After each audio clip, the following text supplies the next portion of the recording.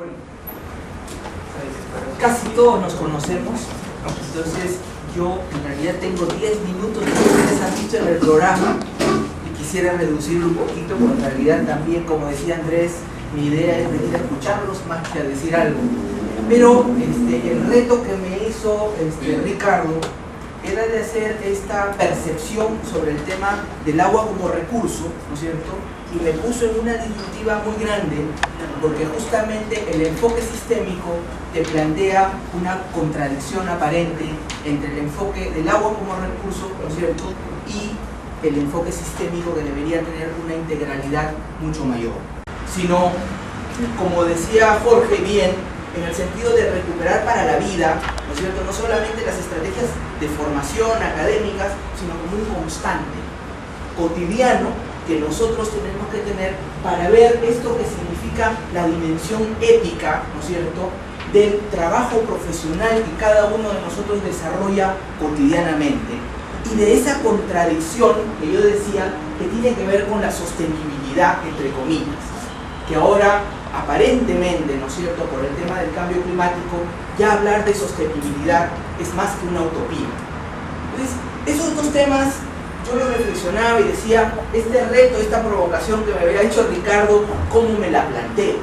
Entonces, yo quería que vean esto. Además, esta es una foto, Pantanos de Villa, hoy, ¿no es cierto?, en la zona de amortiguamiento.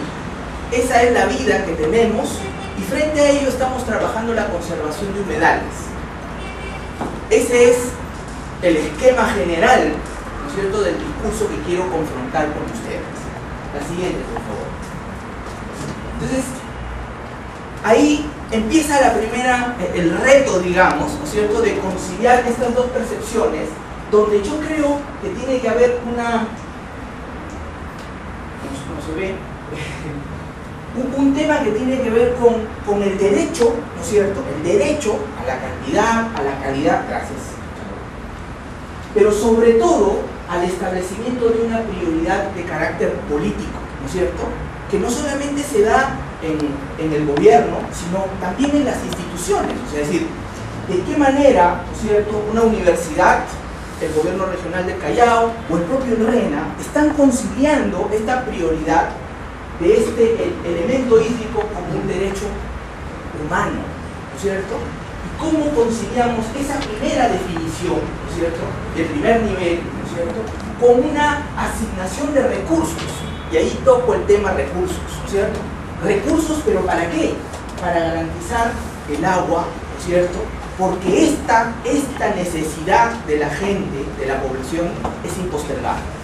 Yo quería que antes de meternos, ¿no es cierto?, en esta discusión del sistema de monitoreo ambiental, nos pongamos en auto y digamos, oigan, ahí en el bobo que tenemos todos, ¿no es cierto?, no debería haber esta dicotomía ni esta contradicción, sino al contrario, debería haber una conciliación de estas dos dimensiones. Y yo sí creo que el agua es un derecho humano, y que esta concepción, la siguiente por favor, bueno, tiene que ver, esto también es Pantanos de Villa, ¿no es cierto?, la zona de la lavandería, bueno, así era, con una nueva cultura del agua, ¿no?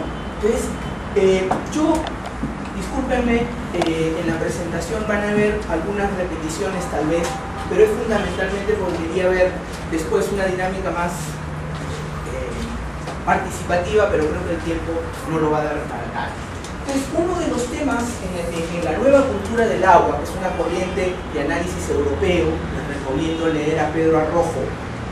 Hay un enfoque muy inteligente desde mi punto de vista y un proceso histórico desarrollado en Europa, particularmente en España, que han logrado tener un análisis de lo que significa un cuestionamiento general, ¿no es cierto?, a los grandes emprendimientos de infraestructura que en términos cuantitativos han generado que entre 40 y 60 millones de personas sean desplazadas, ¿no es cierto?, de sus lugares de origen por la construcción de estas grandes infraestructuras, de los sistemas hídricos entendidos desde la perspectiva de la oferta, ¿no es cierto?, o de la demanda.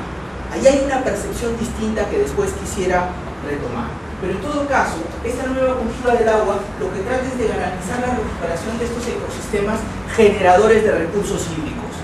Y ahí me ubico, ¿no es cierto?, como sociedad limeña, ¿no es cierto?, con estos 8 millones de habitantes, tratando de garantizar, ¿no es cierto?, una calidad, un cuerpo hídrico que además, en perspectiva, va a ser uno de los reservorios no solamente de recurso hídrico, sino por lo que implica en el enfoque de sistema, ¿no? El siguiente, por favor.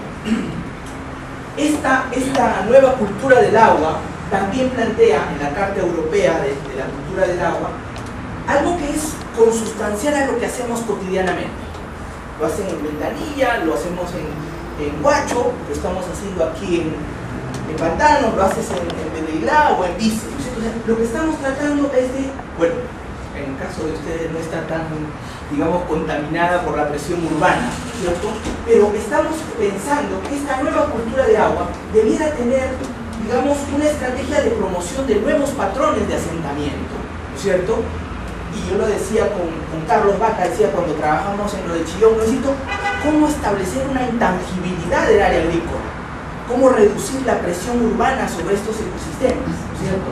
Y eso significa, desde el punto de vista de la planificación, nuevos patrones de asentamiento en base a políticas de protección de los ecosistemas hídricos o acuáticos. Entonces, ese es, digamos, los conceptos más genéricos, la siguiente por favor, que nos van a dar una mirada sistémica. Y ahí entra el concepto rápido, ¿no es cierto?, así, simple, de la comprensión de un fenómeno, ¿no es cierto?, en un contexto superior. Eso es el enfoque sistémico, en palabras de Fijo Capra, ¿no?, que también es uno de los teóricos, digamos, máximos de la teoría del enfoque sistémico, ¿no es cierto?, junto con James Lovelock, de la teoría Gaia, que son los que hace 40, 50 años empezaron a trabajar y ya conocían el proceso de lo que hoy tenemos como variabilidad climática y cambio climático.